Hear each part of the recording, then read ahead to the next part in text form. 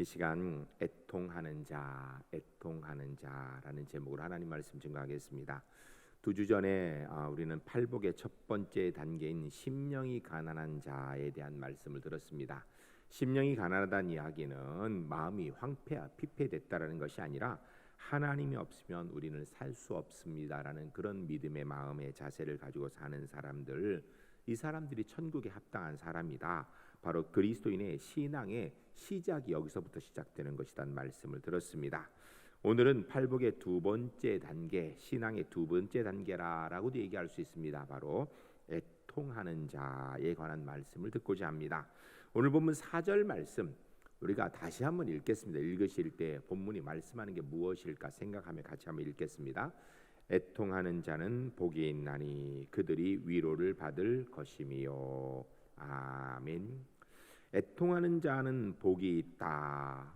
그들이 위로를 받을 것이다. 이야기는요, 우리 그리스도인이 애통하는 자가 돼야 된다라는 것인데, 그럼 도대체 애통한다라는 것은 무슨 뜻인가? 그들에게는 어떤 은혜가 있는가? 오늘은 본문 말씀을 통하여서 여기에 대한 말씀을 듣고자 합니다. 말씀을 들으시면서 여러분 한번 스스로 돌아보시기 바랍니다. 나는 애통하는 그런 심령, 신앙의 자세가 있는가? 내게 나는 애통하는 신앙생활을 하고 있는가? 돌아보시는 가운데 우리 제1교회 성도님들, 하나님 앞에 애통하는 신앙의 자세를 가지고 살아가기에 하나님께서 주시는 애통하는 자에게 주는 복이 우리 제1교회 하나님의 사람들의 복이 될 수 있기를 주의 이름으로 간절히 축복합니다. 첫 번째 따라하겠습니다. 애통의 의미. 초대 예루살렘 교회의 일대 감독으로 30년 동안 예루살렘 교회를 섬긴 분이 바로 야고보입니다. 이 야고보는 성경에 여러 이름이 나오는데 사도 야고보도 있고 그냥 다른 야고보도 있는데, 이 야고보는 예수님의 동생 야고보예요. 이 예수님의 동생 야고보가 기록한 성경이 야고보서입니다. 이 야고보서 4장 9절 말씀에 이런 기록이 있습니다. 슬퍼하며 애통하며 울지어다. 너희 웃음을 애통으로, 너희 즐거움을 근심으로 바꿀지어다.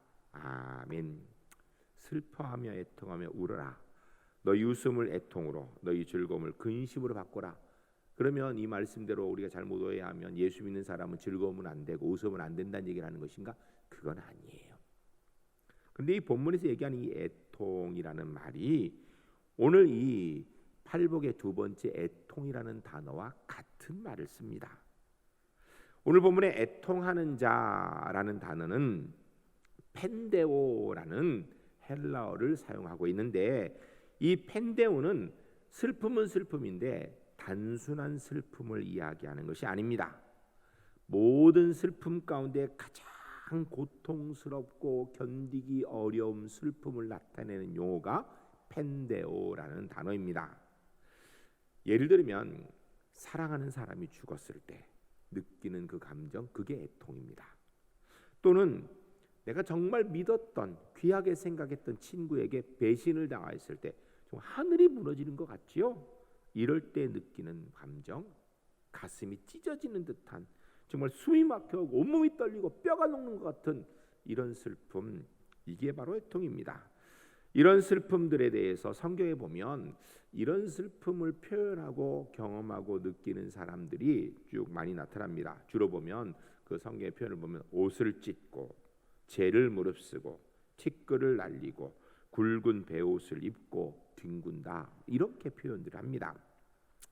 구체적인 예를 좀 살펴보게 되면 창세기 37장에 보면 야곱이 사랑하는 아들 요셉이 짐승에 찢겨 죽었다라는 소식을 듣는데 그가 그때 애통하였다, 성경이 기록합니다. 구체적으로 보면 창세기 37장 34절입니다.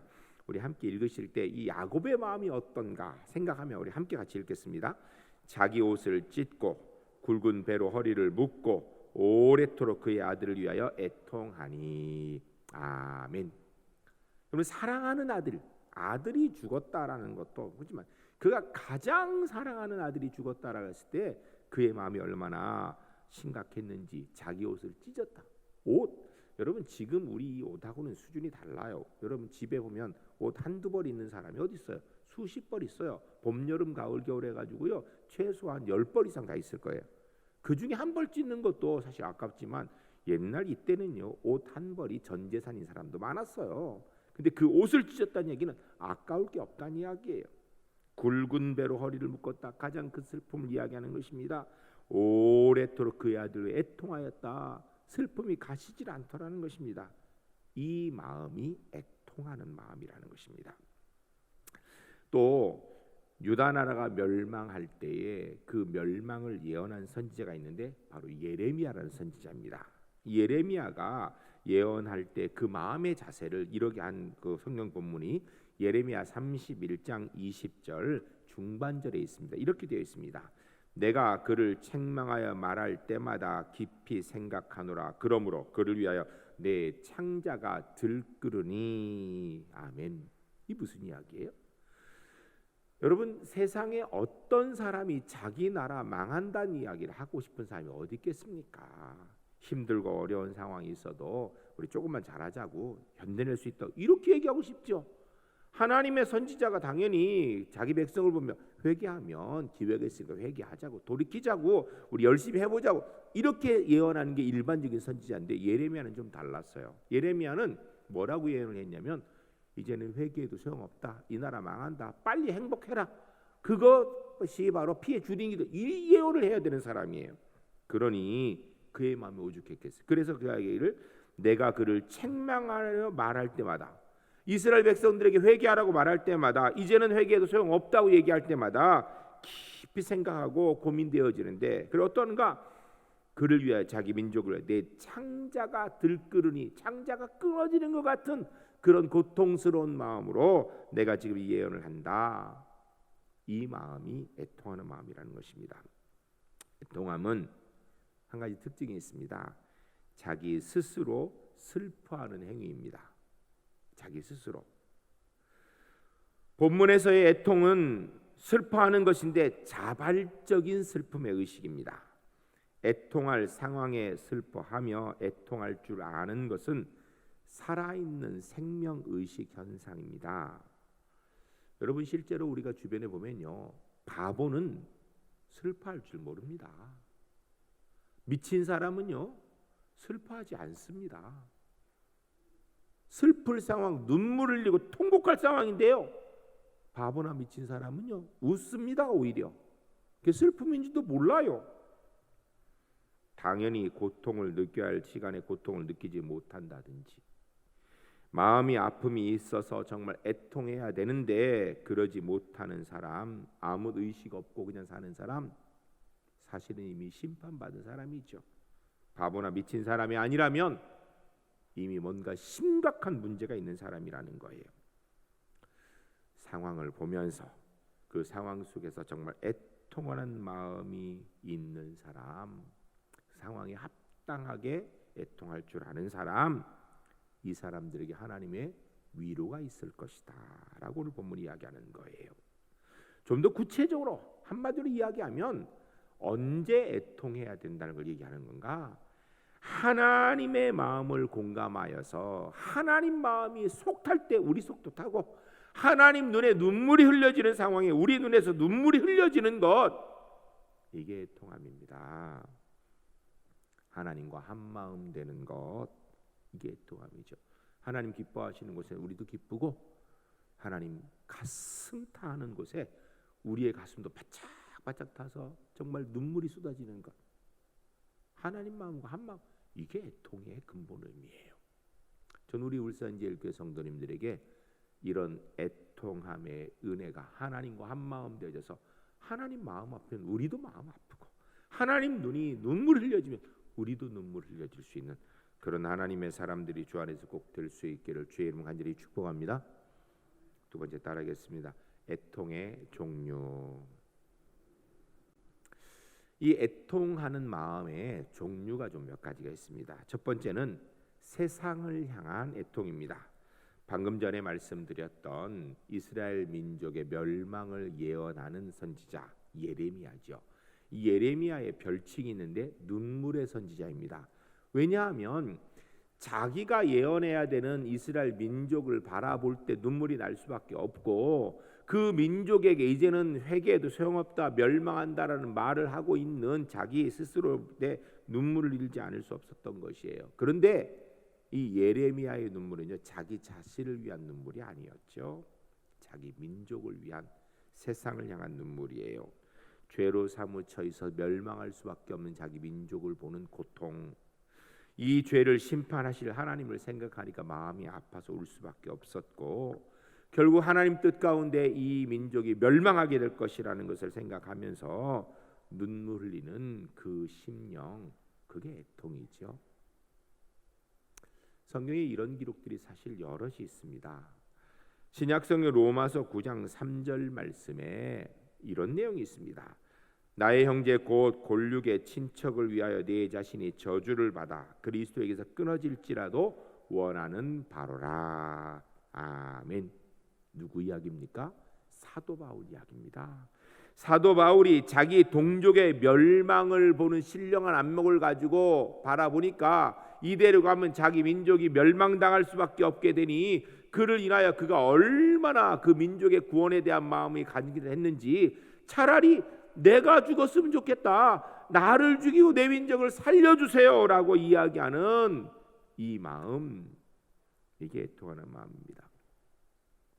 현실적인 향락과 세속의 즐거움에 취하여서 죄인 줄도 모르고 살고, 그 죄에 인하여서 심판이 임하게 되는데, 그 심판의 암흑 속에서 헤어나지 못하는 민족을 보며 슬퍼하는 것, 동족, 가까이 있는 친구, 이웃에 대한 사랑, 그들의 암담한 미래를 바라보는 동참하는 슬픔, 이것이 애통입니다. 이같이 애통하는 자는 그 자체로도 복돼요. 왜? 그 사람에게 소망이 시작되는 거거든요. 전 우리 울산제일교회 성도님들이 우리 대한민국이 잘못 가고 있는 모습을 보면 불평 불만하는 것보다, 욕하는 것보다, 그로 인하여 하나님 앞에 가슴 아파서 회개하며 눈물 흘릴 줄 아는, 민족을 대신하여 기도할 줄 아는 그런 하나님의 사람들이 주 안에서 모두 될 수 있기를 주의 이름 간절히 축복합니다. 여러분, 우리가 쉽게 정치인들 욕합니다. 정치를 그따위로 하냐고. 그런데 문제는요, 다른 사람이, 그 욕한 사람이 정치인 되면요 똑같아요 자꾸. 이게 문제예요. 정치인 욕할 것 없습니다. 이 민족의 길이 잘못된 길로 가고 있다면요, 우리가 하나님 앞에 애통하는 심령으로 기도해야 되는 겁니다. 하나님이 우리에게 원하는 건 그런 거예요. 두 번째로 애통의 종류가 있는데, 그것은 바로 자기 자신을 위한 애통입니다. 세상을 바라보면서 애통하는 심령도 필요하지만, 자기 자신을 바라보며 하나님 앞에 회개하지 못한 죄로 인하여 회개하며 애통하는 마음 가질 수 있어야 되는 것입니다. 에밀 브루너라는 신학자는 이런 얘기를 했습니다. 잘못한 기차 안에서의 선행은 무효다. 무슨 이야기예요? 여러분, 잘못된 길로 가면서 그 속에서 즐겁고 기쁘고 향락을 즐기는 것, 때로는 가끔 그 속에서 선행을 행한다 할지라도 잘못된 길에 서 있으면 그 무슨 소용이 있냐라는 거예요. 회개는 왕복의 거리가 필요하다라고 합니다. 무슨 이야기냐면요, 잘못된 길로 멀리 가면 갈수록, 잘못된 길에서 그 행복을 즐기면 즐길수록 그 앞에 있는 심판의 깊이는 깊어지고 커진다라는 것입니다. 회개는 궤도 수정이 필요해요. 반드시 내가 돌이켜야 돼. 그러려면요, 자기 부정이 있어야 됩니다. 내가 부서지고 찢어지고 불타는 아픈 순간을 견뎌야만 이루어지는 게 회개예요. 그냥 아이고 내 이제 그만해야겠다, 이게 회개가 아니라는 거예요. 이것은 회개를 통하여 나란 거짓된 존재는 죽고 이제는 하나님의 새 사람으로 태어나는 순산, 태어남의 고통이 있는 거예요. 누가복음 18장에 예수님께서 하신 말씀 가운데 바리새인과 세리의 기도의 모습이 나타나고 있습니다. 여러분, 바리새인 하면요, 지금 우리는 성경을 통하여 예수님 시대에 외식하고 잘못한 사람들의 대표를 바리새인 이러니까 문제 있는 사람 이렇게 생각하지만, 이 당시에 바리새인은요 존경받는 사람입니다. 실제로 바리새인 같이만 오늘 신앙생활하면요 세상 사람들이 그 사람들 앞에 고개 숙일 정도입니다. 대단한 사람들이에요. 세리하면요 죄인 중에 대표입니다. 매국노입니다. 온 국민이 다 싫어하는 사람들이에요. 그래서 이 바리새인과 세리는요 둘의 도덕적 기준 그리고 사회적 위치, 종교 의식의 형태, 신분 비교할 수 없는 데 쉽게 하면 바리새인은 저 하늘에 나는 사람이고요. 세리는 저 지하실에 있는 사람이에요. 두 사람이 한 공간에 있는 것조차도 모욕될 만한 그런 상황이에요. 그러나 예수님께서 바리새인과 세리가 성전에서 기도하는 모습을 통하여서 뭐라고 말씀하십니까?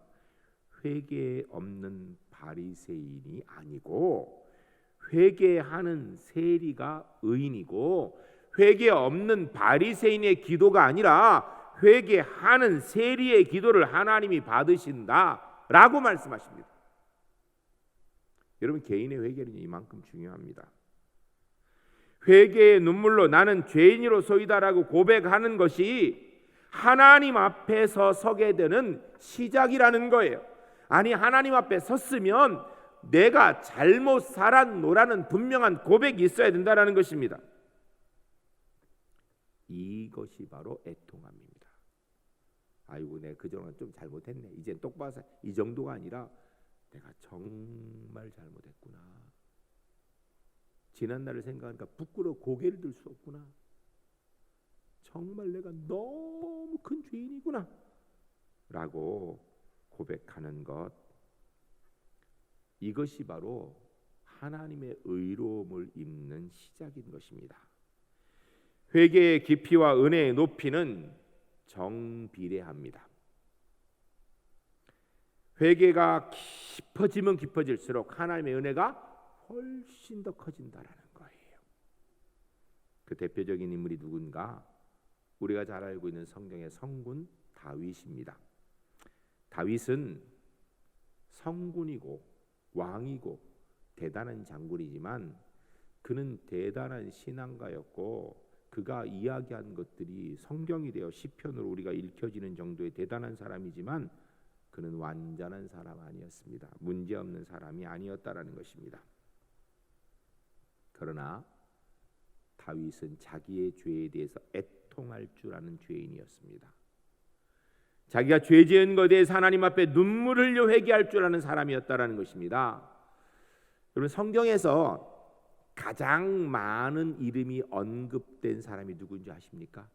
구약과 신약에서 그 다윗입니다. 약 800회 정도가 나옵니다. 800회. 계속해서 다윗의 이야기가 나와요. 실제로 다윗은 충성된 사람이었고 정직한 사람이었고 복된 사람의 대표로 나옵니다. 그런데 그가 충성된 사람이라고 복된 사람이라고 정직한 사람이라고 이야기하는 근거가 그가 완벽한 의인이어서가 아니지요. 우린 너무 잘 알아요. 다윗이 어떤 죄를 지었는지. 자기 부하 장군은 자기를 위해 전쟁에 나가 싸우게 하고 그 아내와 노란한 사람이에요. 세상에 그런 나쁜 사람이 어디 있어요? 그러다 그게 들키게 되니까 그 부하 장군을 죽이려고 그랬어요. 그래 죽였죠 결국은. 그뿐입니까? 조금 자기 힘이 있다고 하니까 내 힘이 얼마 되는지 의시되고 싶어 인구조사한 사람이에요. 뭐 우리랑 별거 다른 것도 오히려 우리 중에 그 정도로 악하지 않은 사람들도 많아요. 제가 볼 때는. 그러나 다윗에게 뛰어난 점이 한 가지 있었습니다. 그것은 바로 진정한 회개, 거짓 없는 눈물을 흘릴 수 있는 사람이었다는 것입니다. 다윗의 회개는 단순하게 한순간의 감상이 아니었습니다. 일생을 두고 그가 겪는 사건마다 잘못한 것에 대해서는 철저하게 평생을 통하여서 회개하는 사람이었다는 거예요. 이 회개는 그런데 다윗의 회개는요 늘 자기 자신에 관한 것이었어요. 하나님과의 직선적인 관계에 관한 것입니다. 여러분 다윗이 지은 큰 죄 중에 가장 대표적인 게 뭐 제가 볼 때 성경에 기록이 없는 나머지 죄도 많을 텐데 가장 대표적인 게 인구조사. 그 인구 조사를 하도록 옆에서 부추긴 사람도 있고 막은 사람도 있어요. 요압 장군은 막았지만 옆에서 부추긴 사람도 있었을 거예요. 그로 인하여서 벌을 받습니다. 다윗이 그 부추긴 사람들, 저 인간들 때문에 내가 이렇게 범죄했다고 한마디도 핑계하지 않아요. 학자들은 이야기하기를 밧세바가 일부러 다윗이 옥상에 올라올 때를 기다렸다가 거기에서 목욕을 했다라는 거예요. 유혹했다라는 거죠. 그렇게 해석을 합니다. 그런데도 다윗은요, 단 한마디도 하나님 앞에 벌을 받을 때, 회개할 때 저 요부 밧세바가 나를 유혹하여 내가 이런 죄를 지었다라고 얘기하지 않습니다. 성경의 첫 번째 사람 아담, 그 선악과를 따먹었을 때 하나님 앞에 그거 뭐라고 얘기합니까? 하나님이 지어서 내게 주신 저 여자가 내게 주니까 내가 따먹었노라고. 그 여자는 뭐라 그래요? 하나님이 창조하신 저 뱀이 나를 꿰물어 내가 먹었노라고. 결국은 무슨 얘기예요? 다 하나님 때문 아니냐고 이렇게 핑계를 해요. 그런데 다윗은요, 아담의 후손이었지만 아담보다 훨씬 뛰어났습니다. 사실 다윗처럼만 회개를 했다면 아담과 하와가 우리의 인생이 달라졌을 텐데, 다윗은 단 한마디도 회개하는 가운데 다른 사람 핑계하지 않았어요. 다른 사람 탓하지 않았어요. 내가 범죄하였나이다. 내가 죄인입니다. 범죄케 한 환경, 여건 탓하지 않았습니다. 내가 하나님께 회개한 죄인입니다. 내가 잘못했습니다라고 하나님께 직접 회개한 존재들이에요. 전 우리 울산제일교회 성도님들에게 이런 회개의 자세, 아니 신앙생활의 기본적인 자세가 이렇게 했으면 좋겠어요. 오늘 현대를 살아가면 사람들이요, 문제가 있으면 누군가의 그 책임을 뒤집으시느라고, 아이들도요, 자기 잘못 아니라고 다른 사람 핑계를 얼마나 잘 대는지 몰라요. 우리 예수 믿는 사람은 좀 달랐으면 좋겠습니다.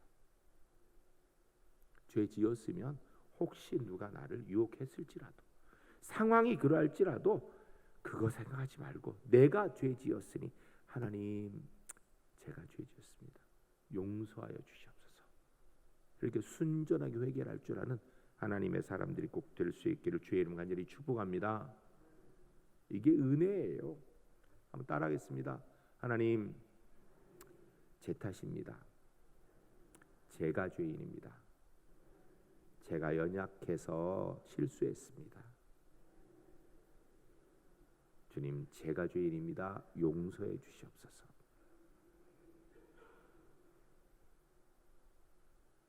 우리 평상시에 이런 신앙의 자세로 삽시다.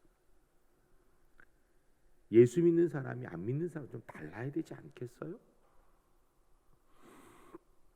이 같은 뜨거운 눈물의 회개, 그 애통함, 이게 복되다라는 거예요. 그런데 이 회개는 하나님의 은혜입니다. 성령의 도우심으로 이루어지는 거예요. 단순하게 회개는 심리적 비애 현상이 아닙니다. 돌이켜서 하나님과의 관계 회복이에요. 스스로 살펴 회개하는 애통함, 전 우리 울산제일교회 성도님들에게 이 은혜가, 그로 인하여 하나님 주시는 위로를 경험하는 하나님의 백성들이 주 안에 모두 될 수 있기를 주의 이름 간절히 축복합니다. 세 번째 따라하겠습니다. 애통이 주는 유익. 참 이상하죠. 기뻐하는 자가 아니라 왜 애통하는 자가 복되다고 합니까?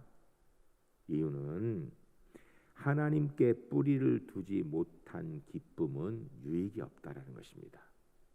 하나님께 뿌리를 두는 애통이 훨씬 더 복되다라는 거예요. 실제로 사람은 웃고 기쁠 때에는 인생을 깊이 생각하지 못합니다. 그러나 울고 애통하는 자리, 괴로울 때가 되면 인생의 깊은 면에 대해서 관심을 가지게 되어 있습니다.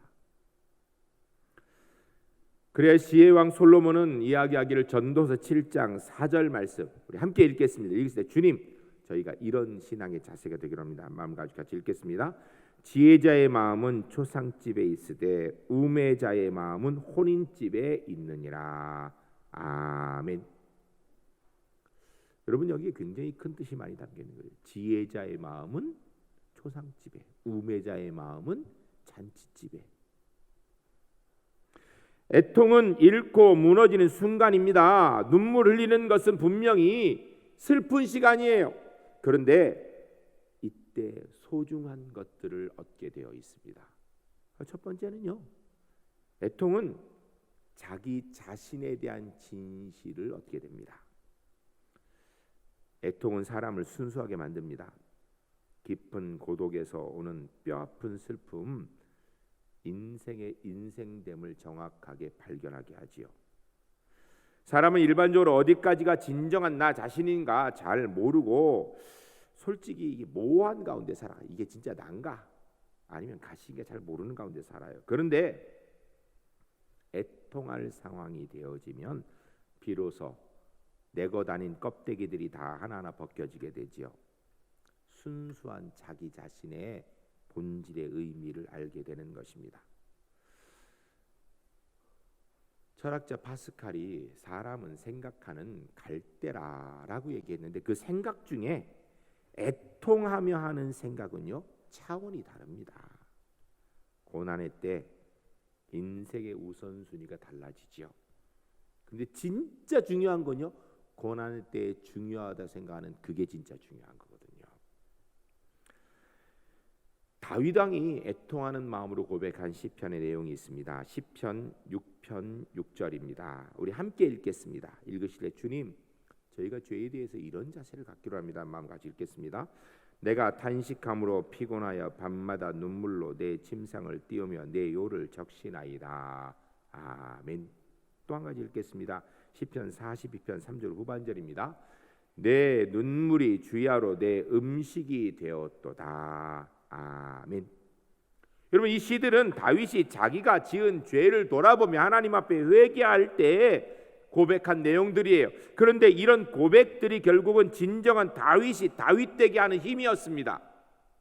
그러나 다윗의 화려한 순간, 잘 나갈 때 다윗을 병들게 만들었어요. 그런데 애통하는 순간 진정한 우리가 알고 있는 다윗의 모습, 우리가 기대하는 다윗의 모습이 나타나게 되는 것입니다. 오해하지 마세요. 늘 슬퍼해야 된다는 얘기를 하는 게 아니에요. 그러나 우리가 고난의 상황 가운데에서 하나님의 은혜를 만나는 은총이 있다는 걸 기억해야 돼요. 우리가 죄를 지었을 때는 철저하게 애통하는 마음으로 회개하는 은혜가 있어야 되는 것입니다. 애통의 두 번째는 진정한 친구를 얻는 방법이 애통입니다. 여러분, 웃을 때 날 찾아준 친구하고 내가 울을 때 나를 찾아준 친구하고 누가 진정한 친구일까요?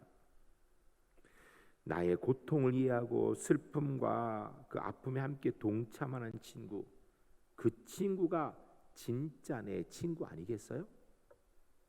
잘 나갈 때 그 기쁨을 함께 누릴 때는요, 친구가 많습니다.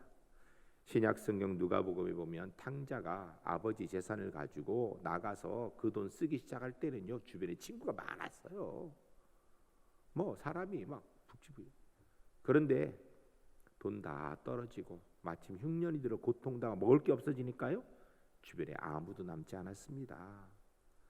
탕자 주변에 돈 있을 때 있어도 친구는요, 그 친구가 아니에요. 그 옆에서 뜯어먹는 버러지들이었죠. 사실은 우리가 잘 나갈 때는 나도 참 친구를, 진정한 친구를 받아들일 마음 자세가 되어 있지 않습니다. 진정한 친구가 누구인지 생각지도 않고요, 내가 누구에게 진정한 친구가 되어줘야 된다는 생각도 잘 못해요. 그러나 슬픔에 눈물을 흘릴 상황이 되어지면 나도 진정한 친구를 향한 마음이 열려요. 그래서 나도 진정한 친구가 되어줄 수 있는 자세가 되어지고, 그리고 좋은 친구도 찾고 알게 되는 거예요.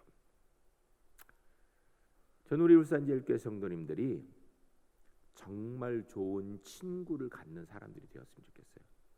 보통 이야기하길 인생에 친구, 진짜 친구 3명 가지면 성공한다고 하죠. 여러분 있습니까? 진정한 친구를 가지시기 바랍니다. 그런데요, 더 중요한 건 여러분이 진정한 친구가 되어주세요. 애통의 가장 큰 3번째 소득은요, 하나님을 발견하는 것입니다. 눈물을 흘려보기 전에는 몰랐던 것을 눈물 흘릴 상황에 대해 눈물 흘리게 되면 알게 되는 것입니다. 특별히 신앙생활 중에서 우리가 고난을 당하여서 애통하는 가운데 하나님이 어떤 분인지를 분명히 알게 되어 있습니다. 그런데 사실은 내가 하나님을 찾는 게 아니고 하나님께서 나를 찾으신 거예요. 나로 하여금 애통하는 길로 인도하셔서 하나님께 나오도록, 하나님께 가까이 가도록, 하나님만 의지하도록 만들어 주신 것입니다. 울어보지 못한 사람은 엄밀히 얘기하면 인생을 제대로 알 수가 없습니다. 눈물이 섞인 밥을 먹어본 사람이 삶이 어떤 건지 알지요. 애통이라는 과정을 통하여서 하나님께 나아가는 것이죠. 실제로 여러분들 가운데, 우리 성도님들 가운데 많아요. 정말 힘들고 어려운 상황이 되어져서 예수 믿기 시작한 분들, 예수 믿는 가운데 진짜 고난의 상황이 되어지니까 하나님만 붙드는 상황들. 고난이 고난으로 마치는 것은 어리석은 겁니다. 우리 제일교회 성도님들에게 고난은, 애통하는 눈물은 하나님 깊이 만나는 은혜가 반드시 될 수 있기를 주의 이름 간절히 축복합니다. 이런 사람들에게 하나님께서 위로해 주시고 이런 사람들이 천국에 합당하다라는 것입니다. 우리가 4절 말씀 다시 한번 읽겠습니다. 읽으실 때 이게 어떤 의미가 생각하면 다시 한번 읽겠습니다. 애통하는 자는 복이 있나니 그들이 위로를 받을 것이며. 아멘. 다시 한번 읽습니다. 애통하는 자는 복이 있나니 그들이 위로를 받을 것이며. 아멘. 신앙의 첫 번째 단계는요, 심령이 가난한 자예요. 하나님 없으면 안 된다라는 것이죠. 그리고 예수 믿게 되는 거예요. 예수 믿었으면 두 번째 단계가 뭔가? 애통하는 마음, 하나님 마음을 공감하는 마음, 죄에 대해서 정말 격렬하게 슬퍼할 줄 아는 마음. 이게 신앙의 두 번째 단계입니다. 우리 제일교회 성도님들, 주님 앞에서 애통하는 심령의 소유자가 되어서 주님이 위로해 주시는 은혜를 누리는 하나님의 사람들이 모두 될 수 있기를 주의 이름 간절히 축복합니다.